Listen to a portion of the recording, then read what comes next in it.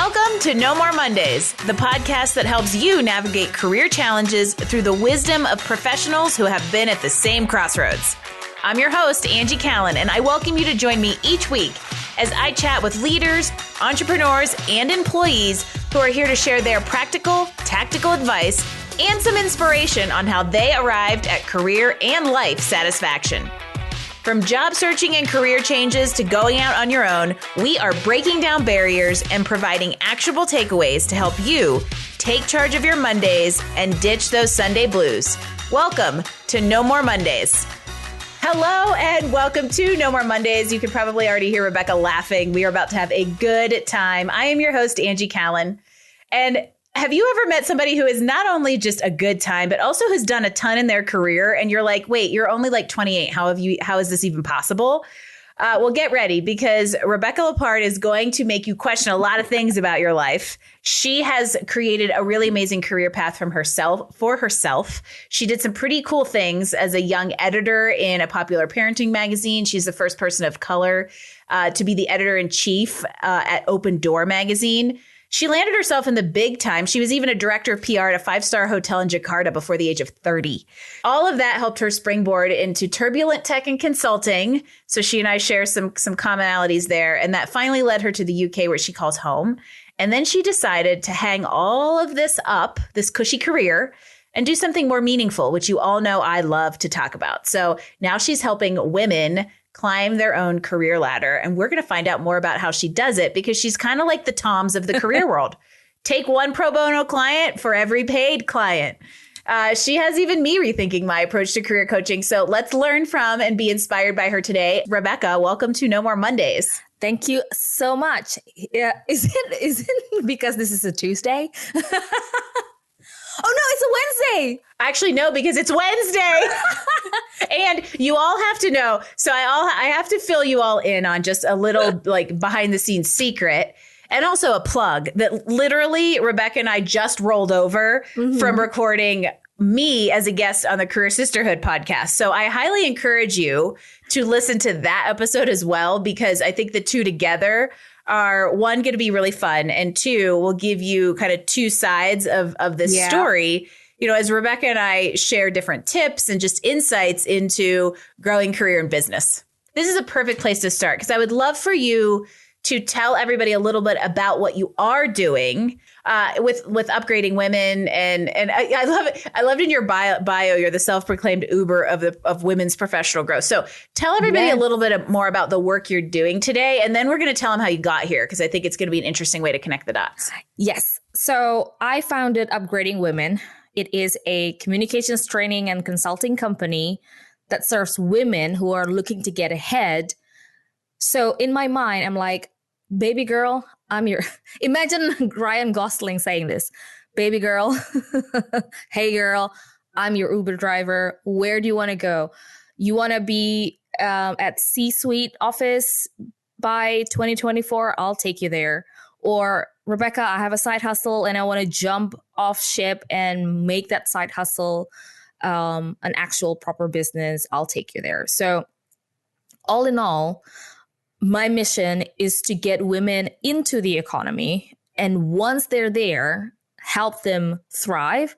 And also, here's a secret stuff that I learned from the Chinese community. So they're great. They're the one empire that still stands. Like British Empire, goodbye. And the rest are crumbling down. But the Chinese empire is still there because they keep the economy within themselves. So I want women to keep the economy within ourselves, meaning that if you need a website, find intentionally a female web designer. You need a headshot done, find a female photographer. Like, why? Well, A, if the result is going to be the same, A, you're going to be helping another woman. And B, I tell you what, the result is going to be better because we come with all the parts. So that is what I do. I am like, I'm a batshit crazy feminist lady wearing pink and tell people to... She is wearing all pink, everybody. I noticed it as soon as we got on your podcast, like pink lipstick matches the pink shirt, matches pink nails. So that gives you a visual. And then you've got me. Oh, she's got a pink mic. And then let me just tell you right now, I'm over here and we got on Rebecca's podcast. I'm like, do you record video? And she's like, yeah. I'm like, let me put my glasses on because I didn't put any makeup on. My goggle tan and my flannel shirt. We are a pair.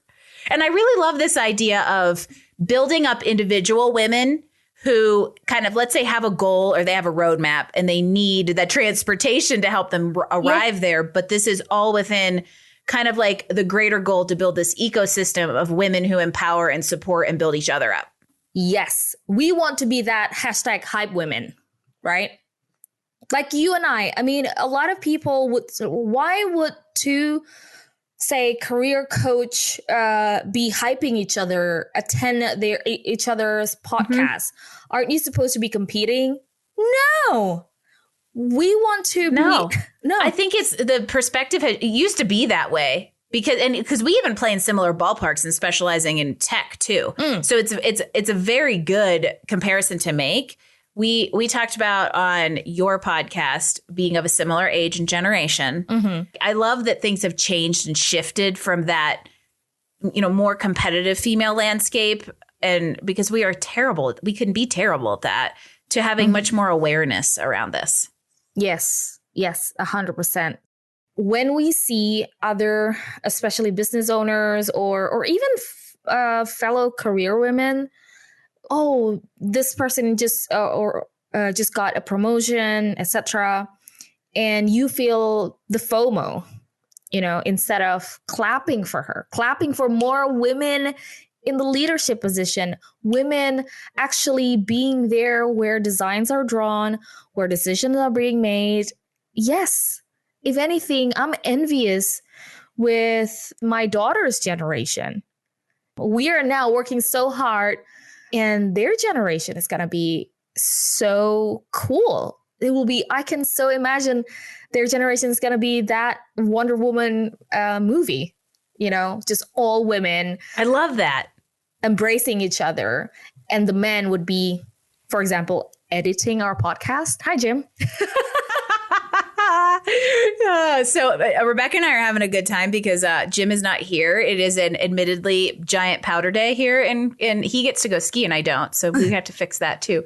But he's usually sitting in the back end of these conversations, and so I don't make fun of him quite as much. It's way more fun to do when he's not around, especially when we're talking about like women power. Yeah. But I love the idea that it's not only about like what women and the community of women are doing now, but how that will trickle down to other generations who may get to experience this in kind of a more whole way instead of in the transition to it.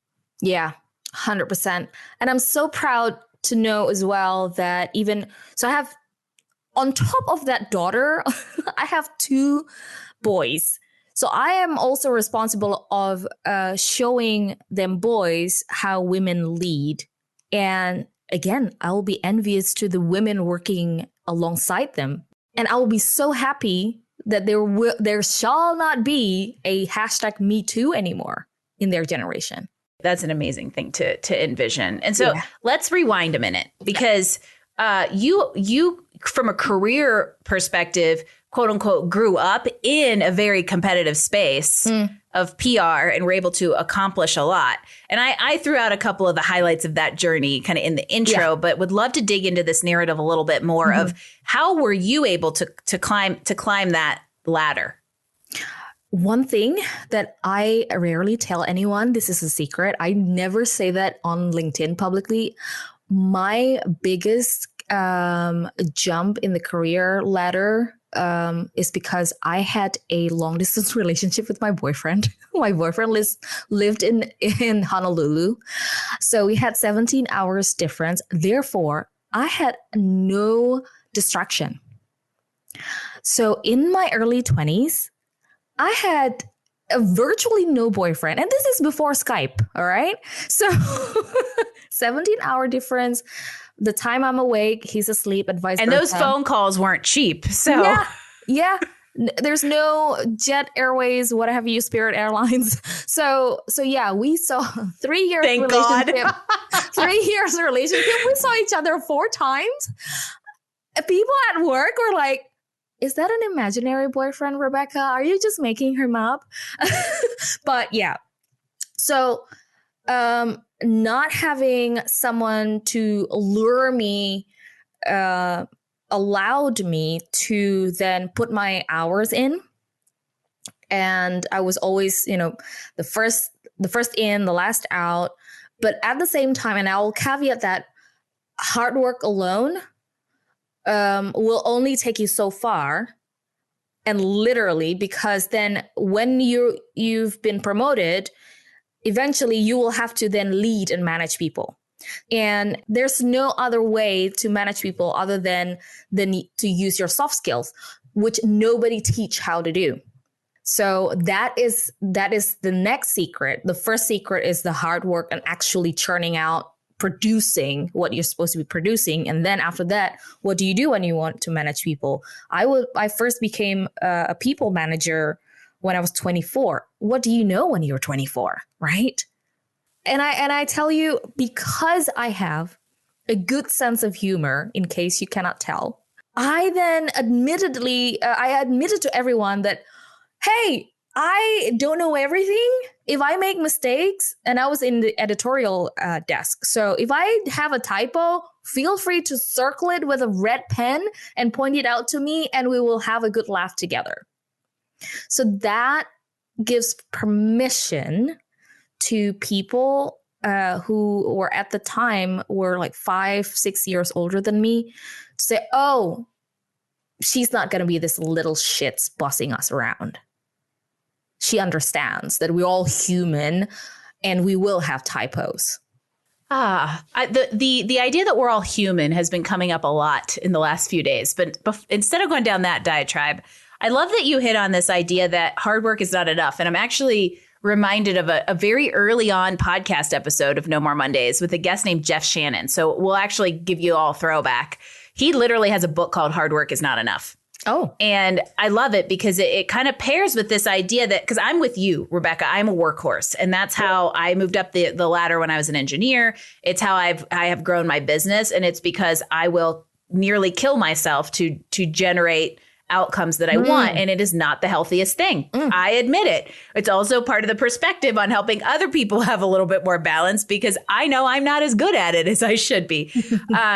However, I think that there's that idea of like, be the workhorse when you can be the workhorse, whether that's have kids early, do it later, or do it early and then have kids after, whatever. Or have a long distance boyfriend. Or have a long distance. I have so many questions about that, and I'm just letting it go. I will answer it off air. Okay. But then the second part is that kind of idea of like being a step ahead and looking at the skills you will need in the next step, instead of getting to the next step and going, oh shit, I should have built these skills. Yes. And then that third piece, and this is why you and I get along so well, is like, I take that whole like perfection, I'm a human thing is like, you don't take yourself too seriously. You take your work seriously. Yeah. But I think that we get really caught up in like taking ourselves so seriously that we can't take criticisms, you can't laugh. And then you become this like super serious person, and people don't resonate with that necessarily enough. So I like that little like trifecta of how you can dictate and achieve that goal or growth that you want to see. Yes. Well, thank you for summarizing that. And to add to that is another piece that we often forget is the culture piece. I'm Asian, in case you cannot tell. I was born and bred in Indonesia. And Indonesia, just like the entire continent of Asia, seniority comes first. And men comes first. So being a young woman in the workforce is, well, tough luck. You just have to prove yourself. And even after you prove yourself, you still have to bow down to seniority. So that is also the reason why not taking yourself too seriously will help. If you watch Big Bang Theory, and Sheldon always, I was that young Sheldon. I was like, but I know everything, but I'm genius. But that won't fly in an Asian culture. It'll be like, hey, you're younger than me, even by 2 weeks, you will still have to respect me. That's an interesting, it's like you become almost conditioned to it. So I feel like what you just did though was paint a picture of how almost big of a deal it was to become the director of PR in a 5-star hotel in Jakarta at what, like age 30? That was a big deal because of the culture. I think so, because a lot of people hated me for it. and you've made it when you have haters. That is a metric for success. But the cattiness, the bullying happened as well. And for me, I took it, oh, I'm being bullied. I have arrived. Which is exactly the opposite of what most people would do. They would take it really personally. And so I'm curious so we're going to side note for a second, and then I want to come back to that exact point. Yeah. Where in your career journey and your growth into kind of executive leadership did your family come in, and how did you balance all that? Oh, gosh. 2 months. So I took on that 5-star job 2 months after I gave birth. So I was married, and I knew I was going to give birth in a few months, and I was like, I don't think I'll be a good mother if I stayed home. Again, this is very Asian. I'm married to a white British person, and I didn't have to ask for his permission, but I did compel to, like, dear husband, will you allow me to take up on this full-time job? It's like, what's going to happen with that baby? Oh, good question. So we moved our apartment to literally walking distance from the hotel I was working for. Oh, that's just smart. So I said, look, whatever is happening to that baby, I will be literally walking distance away from home. So, so I paid a lot of money to be able to move into apartment that is located right behind a 5-star hotel. So that was my. You do what you got to do. Exactly, and everybody's like, Rebecca, is that a good financial decision? No, it is not. But it's a good career decision. It's a good relationship decision. It's a good parenting decision. I cannot take all the boxes, but I did take some. You brought up something that I didn't even know we were going to talk about. And that is where finances fit into decision making, because obviously you cannot be reckless. However, if you make decisions purely based on finances, you're rarely are you going to get in that Uber and land where you want to land. I'm just going to put that out there. And so tying back to this whole idea of, like, you're balancing the family, you are navigating this, corner office with the cattiness and all that kind of stuff. What lessons came out of that experience that inform what you're doing with upgrading women today? That I know that women can do so much with time given. Like I knew I had to pump my breast every few hours. So I have an actual physical deadline. Otherwise, if the meeting goes too long, and this happened a few times, my milk leaked through my bra, my blouse, and my blazer. Okay, we know how much people waste time on meetings, and because of an actual physical alarm, like a hard stop, because literally your tits gets really hard. That is one. So I was always in the mode of, let's get this done, enough talking, and so on and so forth. And then why do I have to be home on time? Well, I have to put the baby to sleep and release the nanny and so on. And then, well, eventually meet my husband. And then that means I delegate. I know which project not to take on. And I tell you, this 5-star hotel had 8 restaurants, and each restaurant have their own branding, their own market, their own whatever festivities. Each restaurant have their own Christmas parties and so on. So it's a lot. So it doesn't mean that every time there's a colleague, the restaurant manager from restaurant A come to me, Rebecca, I need a press release. I push back and say, why do you need me to do a press release for you? Well, I have a new offering. What is the new offering? It's an ice cream. What? Why? so because does not require a press release. Exactly. That's a social media post. If that ice cream, it's not newsworthy. I'm sorry. We will. It's a hot country. Everybody has ice cream. Move along. So I learn from that because you're a woman, you're a mother, you have your own shit to deal with, and you have your period, etc. Or you're menopausal, you have an actual deadline. And because of that deadline, you don't treat your time willy-nilly. You will force yourself to be so productive. And this is why I'm campaigning for women. You can, if you keep the receipt, show the receipt, you can get promoted.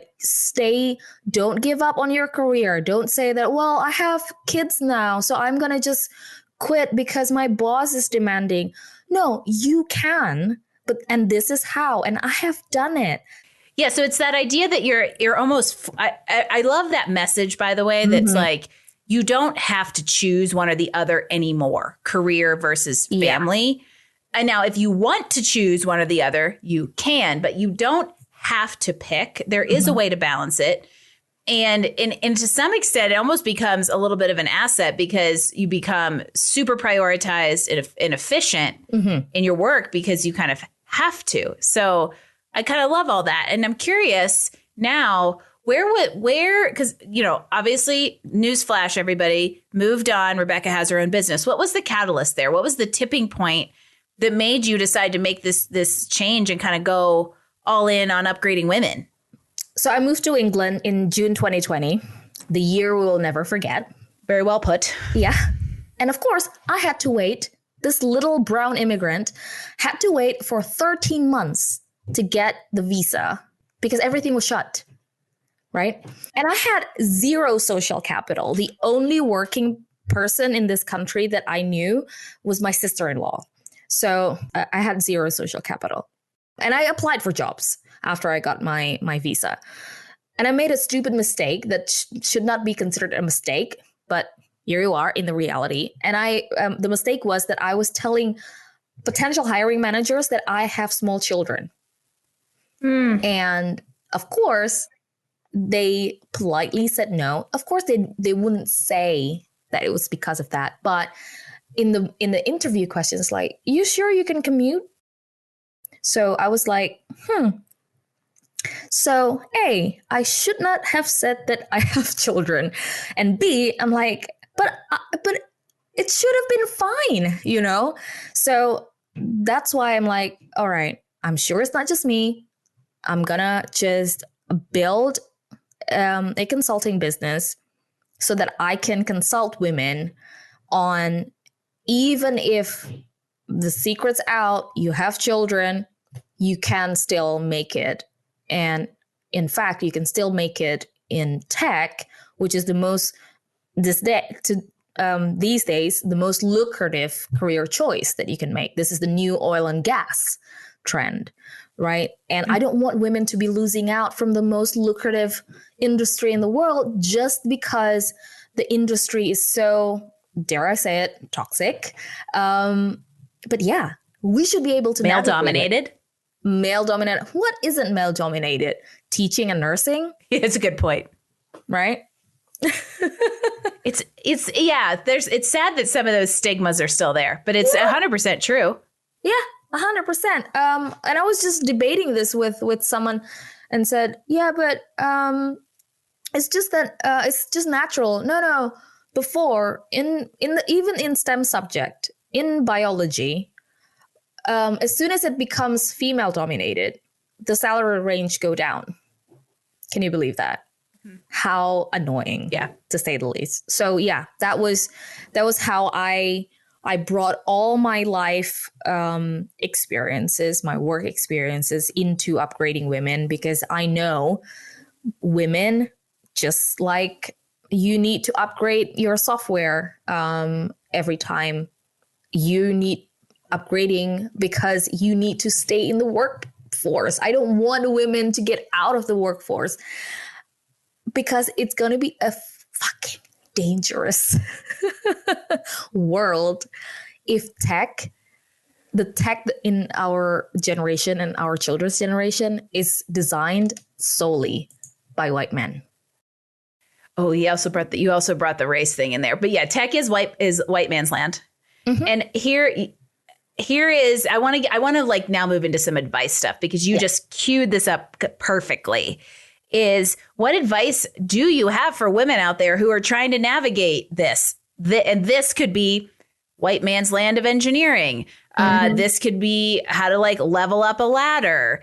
Underrepresented groups. I know that's a huge passion of yours. Like, what do we do to be able to get where we want to go?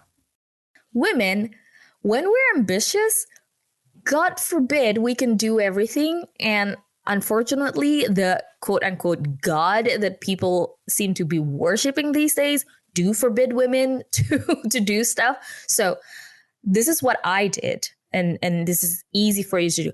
Consume a ungodly amount of content. I consumed like 100 audiobooks a year and about 1,000 podcast episodes.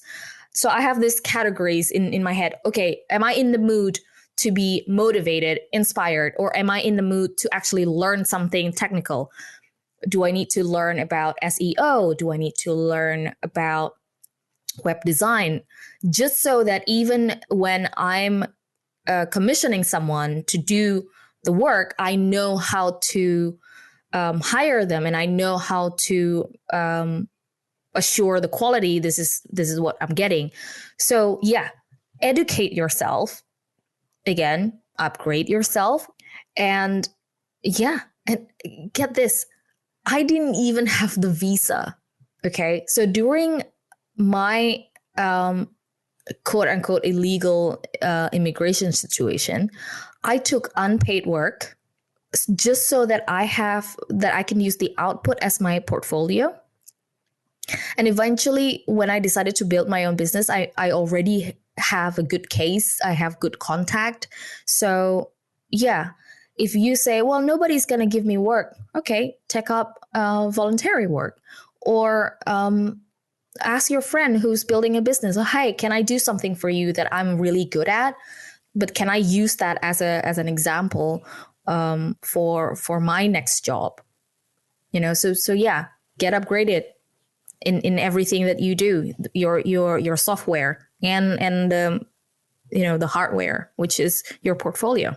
So I want to circle back and say, Rebecca and I aren't hating on men or white men at all. Mm-hmm. We're both married to them. Yeah.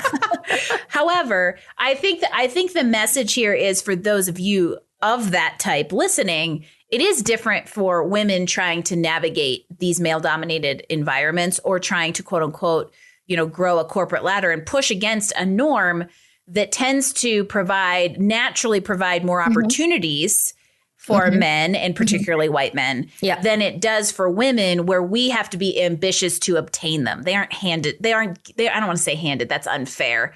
We have to work harder to get the same opportunities. And and the piece of advice that I want to like really focus on here for the women out there is don't allow society to take away your ambition. Yes. And another thing is, of course, I'm going to tell you like a one-liner of my story that I always say to people. Hey, you have no excuses, because I have 3 children under the age of 10. I'm a survivor of endometriosis, and I live in a foreign land. English is not my first language. I don't have a master's degree, PhD. My bachelor's degree was not taught in English, and therefore I'm not eligible to apply to a master's degree program here in the UK. So many things that people take for granted, I don't even have. So those of you who have a bit more than what I have, I think going from the place of gratitude will do you wonders, because then your mindset will be more of a growth mindset, seeing that, oh yeah, actually the fact that I live in a first world country, that's quote unquote luck, that I'm not in a war torn country. So yeah, don't be complacent. Any hardship that you have, use that as like, okay, this, when I'm king, when I'm successful, I'm going to then tell everyone that, hey, even though I have, insert a hardship, even though I have this, I can still succeed. It goes back to, we all have circumstances. We've all seen that meme, be kind because you never know what somebody else is going through. We're all going through something. Yeah. Those some things are often relative to, other bigger factors in our lives. For instance, me being born into probably more white privilege by comparison than, your experience in Indonesia and then and being an immigrant. But we all have at least a thing. And it's very easy to use the thing as an excuse instead of an enabler. Yes. And I think you have to be really careful and that's where I love the gratitude piece, because that's where enablement and gratitude really put you in that like abundance mindset versus the victim and scarcity mindset of like, oh, well, here's my circumstance. I therefore cannot do whatever X is. Yes. And people rarely think this. Even a personality can be an excuse for growth. Like, oh, but I'm an introvert. That's fine. It doesn't mean that you have to dance on TikTok all the time. And even on TikTok, you can point the camera the other way and do a point of view video. There is a way around it, around anything, when you have a growth mindset and abundance mindset. And then, the fact that there are two coaches in the tech community talking to each other, and we're hyping each other, that should clue you in that there's enough food for everyone in this planet.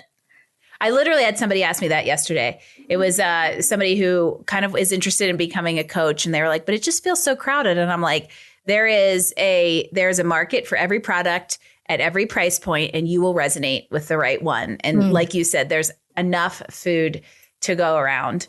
And as we kind of steer towards, I guess, wrapping up this episode, which feels like it should be so far off because we have so much to talk about, I want to go back to that idea that you said at the beginning of kind of that hard work, building soft skills, and not taking yourself too seriously. Is maybe, can we call that a little recipe? Yeah. Little recipe. Let's talk about point 2 for a second, which is that building of soft skills. Because I know you focus a lot on helping women, upgrade via stronger communication skills. So give us all three tips on what we can do to communicate better, either in the workplace or in our career growth. Okay, 1, go back to basics. The basic math of communications is absolutely, don't think about it. This is going to be the latest algorithm. No, the basic math is always source, who you are, and message, what you want to say, and the receiver, the audience. So that's always been the basic math. So now, if you're communicating to your stakeholders, whoever it is, you have to have a dossier. You have to map them. What is on top of their mind, and how, and especially find out their pain. If your boss's pain is because she has a very, let's just say, messy folder in her Google Drive, then show up to her and say, hey, I just figured out the best way to organize the Google Drive, and this is the way. If you let me tidy it up for you before our next meeting or before our next whatever conference, I'll be happy to take it on next Tuesday. You will be like, oh, you will be that drop of water after a long journey in the desert. So be that. So go to see your audience, their pain point, and be the pain reliever. So yeah, the math is that simple. What does the audience want to hear, to see, for you to do. And secondly, create boundaries. And this is what I do at my company at Upgrading Women. We set up, okay, emails, and we have to agree on this, of course. Emails is to be answered within the next 24 hours.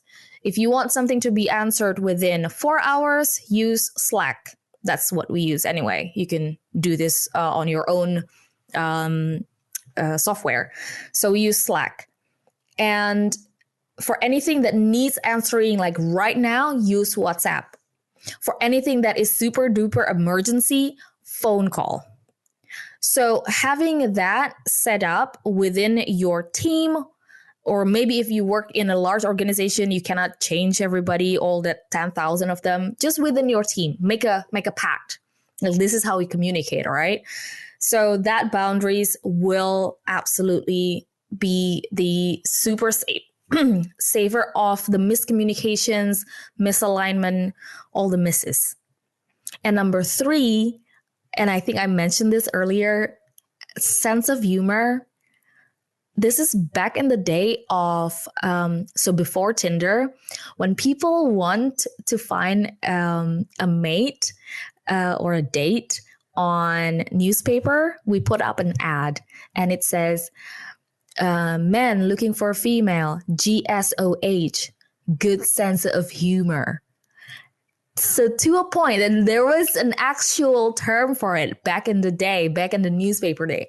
So good sense of humor will go a long, long way because as Maya Angelou say, you will be remembered because of how you make them feel, and B, it also relieve a lot of tension and anxiety and all of that. And when you're anxious, you tend to say the wrong thing anyway. So may as well just make a good laugh about whatever. When you tumble, make it a dance, you know? So yeah, go back to a basic math, source, message, receiver, study your audience, and B, set up boundaries in terms of the various ways you communicate, and C, humor, GSOH, good sense of humor. Just have a good time, people. It's good. You just made me give a flashback. I used to, okay, do not judge me. I used to dream about being a Craigslist misconnection way back in the day before there was like dating apps. Luckily, I've never had to use them because I met Jim in real life before dating apps were a thing. However, I think that there's this, like, the humor part, I realize has come up a couple times, but it's so legitimate because I think it helps both internally and externally. It helps you receive criticism in a way that is less severe and things can kind of roll off your back, but it also helps endear people to you. There's a reason GSOH was in newspaper ads back in the day, and just be that person. Yes. Like, why be the bitch? I think that will be. What does anybody have to gain from that, people? Exactly. Even if you work in a serious environment, bring some levity, everyone. Yeah, don't be a bitch. Don't be a dick. We all want to have a good life. Life already sucks. So pepper. Why be miserable in a miserable situation? I feel like I want to title this episode. I feel like I want to title this episode, "Don't Be a Bitch, GSOH." A bitch looking for a dick. GSOH. I love it. All right, Rebecca. So as you and I laugh us off into eternity, tell everybody where we can tune into you and your great tips and your humor. I know you have a podcast, clearly, because I was on it, and also just resources you have available. So shameless plug. How do we find you? Oh, go to LinkedIn. It's Rebecca Leppard, Leppard. So. And if you see anything pink popping in your LinkedIn, it would That's her. To be me. So yeah, find me on LinkedIn. I'll be there. I'll be on a podcast called Career Sisterhood, where Angie will be there too. And yeah, be our listener number 4. Yeah, We were joking about that on her episode, and I told her she's not allowed to say that anymore because I got yelled at by that guy behind the camera who isn't there today. He's like, stop it. It's devaluing your podcast. So I'm going to tell you the same thing, Rebecca, but you can find her. She's part of my network. She and I will fill up your news feed with all kinds of pink and tips. And we're also going to link everything, both the podcast and Rebecca's contact, to the show notes here on No More Mondays. And because I found it hilarious, I do need you to tell us your word for Monday. Okay. My Monday is child-free. Again, I have 3 kids under 10 and they have me hostage for 48 hours of the weekend. So come Monday morning, I catch up on everything. So even laundry is holiday. Every working mom out there just went, oh, she said it. She said it. I'm allowed to think about Mondays that way. All right. So as we kind of wrap things up, which I'm sad to do, we're going to have to do this again or kind of have that yet another podcast we've joked about doing. But because we could banter all day. I love this. Let's give everybody one more piece of inspiration. What is your number one piece of advice on, how we ditch the Sunday blues and have a more fulfilling career? Oh, finish everything that you need to do for Monday morning. Finish it at some point, either on Friday or sneak in some time on Saturday. Just like a couple of hours, sneak in something that you're supposed to be doing on Monday morning so that you wake up Monday morning thinking like, ooh, I have already one thing ticked. That's how I cheat. Get yourself ahead. Even if you do it on Friday before you leave work, so you don't spend weekend time on it. Yeah. That idea of like, what is it? Don't put off to today. Don't put off to tomorrow what you could do today. Get yourself ahead so you actually, have that little like, because checking boxes, especially for those women out there, actually does create some endorphins for us. Absolutely. So I love this tip. Check a box off before you even need to check it off. Yes, exactly. I'll guarantee you wake up on Monday morning with an orgasm. There you have it. That is Rebecca Leppard, everybody. In a nutshell, thank you so much for being a very candid guest here on No More Mondays, joining the No More Mondays movement, as you and I really do work together to help women. I don't only focus on women, but help everybody really achieve career goals and feel empowered to do so. I appreciate you and I'm so grateful you were here. And you. Thanks, Angie. Rebecca has given you all great advice, and we hope that you will tune into both episodes to hear the full story of everything she and I have got to chuckle about. And for all of those of you out there listening, I would love for you to subscribe to No More Mondays, leave us a 5-star rating so that Rebecca and I have some motivation to start yet another podcast together. It is also a huge help as she and I continue to bring these conversations to you and increasingly more people who need to hear them. If you want to grab the show notes and links from today's episode, give us comments, feedback, or drop a guest suggestion, visit us online at nomoremondays.info, and I'll see you next week for another edition of No More Mondays podcast. Thanks for joining us for another episode of No More Mondays. Tune in next week as we bring you more insights and actions to help you improve your life and career. Don't forget, visit us online at nomoremondays.info to get all the details, show notes, and recommendation from this episode. No More Mondays. We drop new episodes every Wednesday. No More Mondays is brought to you by Career Benders, Inc. in partnership with executive producer Jane Durkee. For more information about career coaching, resume writing, personal branding, recruiting, and entrepreneurship coaching services, visit us online at careerbenders.com.